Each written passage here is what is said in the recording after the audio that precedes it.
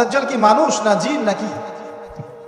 দাজ্জাল কে? এটা ফেরেশতা নাকি জিন না মানুষ? কি এটাও একটা প্রশ্নের বিষয়।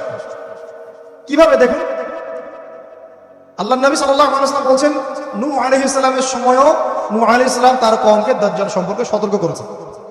তার মানে পৃথিবীর সূচনা থেকে সে পৃথিবীতে ছিল এবং সে বের হবে শেষ জামানায়, এবং বের হয়ে সে তার অনুসারীদেরকে নিয়ে বিশ্বটাকে শাসন করবে।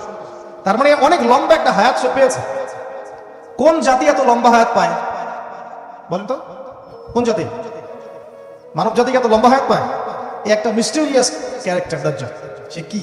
তারপরে দেখুন, নবী সাল্লাল্লাহু আলাইহি ওয়াসাল্লাম একটা হাদিসের মধ্যে বলেছেন যে তাকে ওই তামিম দারির ওই দ্বীপে বন্দী করে রাখা হয়েছে। আপনারা হাদিসে জানেন, দ্বীপে বন্দী থাকা অবস্থায় তাকে সাহাবীরা দেখেছেন অনেক বিশাল আকৃতিতে, ঠিক আছে?